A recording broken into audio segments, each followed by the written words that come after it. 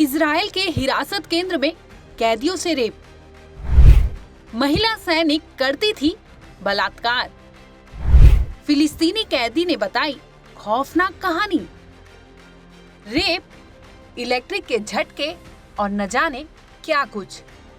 हाल ही में इजराइल के एक होस्टेज सेंटर का वीडियो वायरल हुआ है। इस वीडियो में फिलिस्तीनी कैदियों के साथ की गई बर्बरता सामने आई है, जिसमें सैनिक ही कैदियों के साथ यौन उत्पीड़न करते दिखाई दिए थे।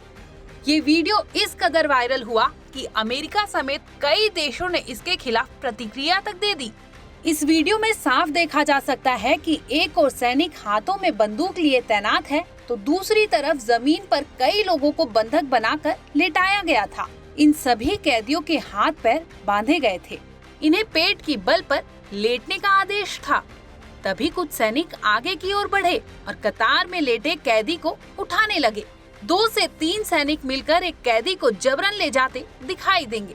बकायदा हथियार के बल पर उस कैदी से वो सब करवाए गए जिसे सुनकर हर कोई शर्मसार है।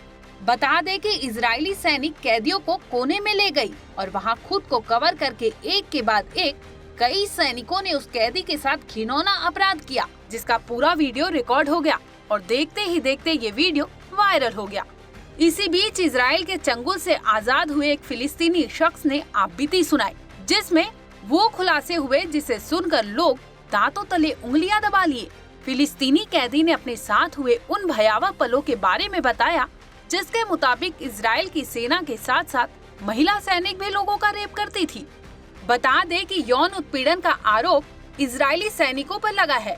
वीडियो में इजरायली सेना के सैनिक एक फिलिस्तीनी कैदी के खिलाफ यौन हिंसा करते दिखाई दे रहे थे, जिसके बाद कैदी की हालत खराब हुई और फौरन उसे अस्पताल ले जाया गया।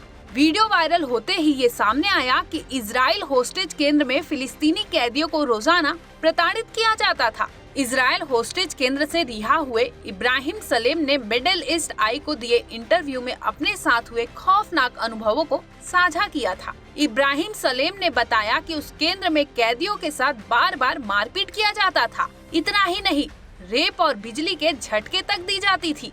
36 साल के सलेम ने बताया कि ज्यादातर कैदी यौन उत्पीड़न झेल रहे थे।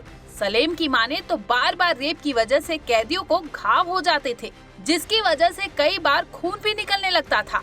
हालांकि अपने साथ हो रहे इस व्यवहार के बारे में कोई भी कुछ बोलने से बचता रहा था। अगर किसी से कोई पूछ भी ले तो वो दूसरी बीमारी होने का बहाना दे देते थे, जैसे कि खून आने की वजह पाइल्स यानी बवासीर की बीमारी होना बता देते थे। सलेम की यहाँ तक की कहानी फिर भी सुनी जा सकती थी, लेकिन आगे जो बताएंगे वो और भी खौफनाक होगा। सलेम ने आगे बताया कि उस सेंटर पर सिर्फ इजराइल के मेल सैनिक ही नहीं, बल्कि कभी कभी महिला सैनिक भी कैदियों का यौन उत्पीड़न किया करती थी। अपने साथ हुए आपबीती में सलेम ने बताया, एक बार वो उत्तरी गाजा के कमाल अदवान हॉस्पिटल में आईसीयू में थे। तभी दिसंबर साल 2023 में इजरायली सेना ने वहाँ अचानक छापेमारी की थी। दरअसल इजरायली हमले में उनके बच्चे घायल हो गए थे, जिसकी वजह से वो अस्पताल में अपने बच्चों का इलाज करवाने पहुंचे थे। उस हमले में सलेम के भाई बहन बच्चों के साथ मारे जा चुके थे। सलेम के मुताबिक जब वहां सेना आई तो उनसे पूछा गया था कि वो यहाँ क्या कर रहे हैं। इस पर सलेम ने सैनिकों को अपने बच्चों की रिपोर्ट दी और अरबी में बताया कि उनके बच्चे आईसीयू में भर्ती है, जिसकी वजह से वो यहाँ से हिल नहीं सकते। ये सुनते ही इजरायली सैनिक अपने साथ फौरन सलेम को लेकर चली गई। इजरायली सैनिकों ने सलेम के साथ कई अन्य लोगों को बिना कपड़ों के एक बड़े गड्ढे में ढकेल दिया था, जहां उन्हें जबरन रहना पड़ रहा था। ये सब तो कुछ भी नहीं था, बल्कि इजरायली सैनिक फिलिस्तीनियों को पीटा करते थे, उन्हें अपमानित किया करते थे। इस दौरान कैदियों के हाथ और पैर दोनों बंधे होते थे। सलेम की माने तो इजराइल के सैनिक इन लोगों को अपमानित करने के लिए गंदी गंदी गालियां देते थे। कैदियों से उनके और परिवार के बारे में गंदी बातें कहने के लिए मजबूर भी किया जाता था।